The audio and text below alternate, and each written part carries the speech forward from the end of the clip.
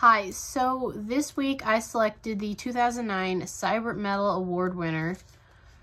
We Are the Ship, the story of Negro League Baseball, written and illustrated by Kadir Nelson. It was published in 2008 by Jump at the Sun Hyperson Books for Children, and is appropriate for ages 9 to 12.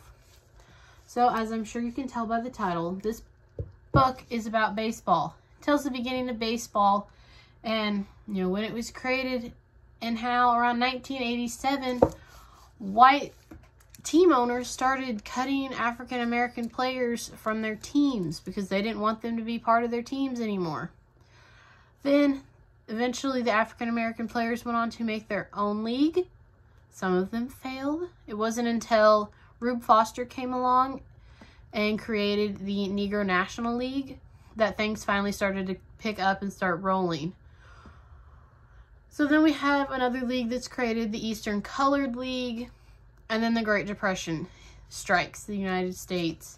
Both leagues split apart, teams start to disappear,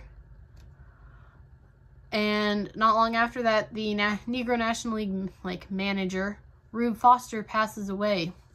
So the Negro National League is in shambles. A man named Gus Greeley, thankfully, steps in and helps return it to its former glory. And this starts to get the attention of some white owners.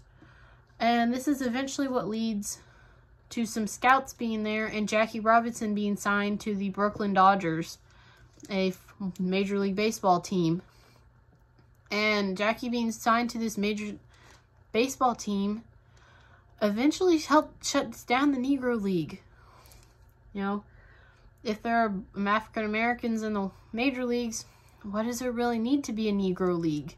So by 1960, the Negro League was no more. So this book discusses the segregation of baseball that has happened for decades. The African American players were separated from the whites because of their skin color, not necessarily because they were bad baseball players. A lot of them were probably better than quite a few of the white baseball players that were in the league at the time. They were judged off of their skin color, not their talent and not their work ethic. The illustrations in this book are extremely detailed.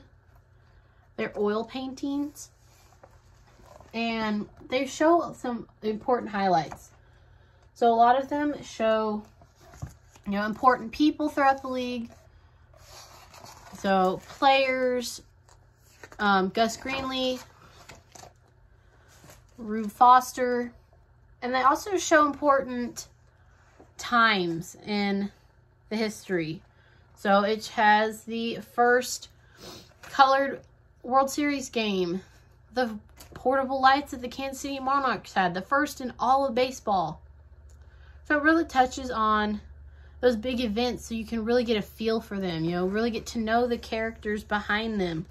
What I also appreciate is that all of the pictures, doesn't matter which one it is, on the other side, down at the bottom of the page, it's the explanation of either what's going on or who's in the picture, so there's no confusion of who and what is happening. So I personally think this is a great book for children. Again, helps give another side of the story for segregation in America. I feel like one we don't hear a lot is the segregation in sports. Baseball being a big one. Children can also take away the, important lesson of not judging others based on their skin color, their gender, their race, their ethnicity, their religious beliefs. We're all humans. We all should be treated the same. Let their actions speak for them, not the way they look. So, this would obviously be a great book to tie into a segregation and discrimination of an African American lesson. And for my activity, I live about an hour south of Kansas City. And in Kansas City is actually where the Negro League's Baseball Museum is. So I would love it to take the children up to the museum.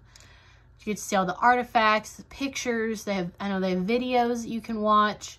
you know, and really just immerse them, you know, help them learn more about this that the book didn't cover.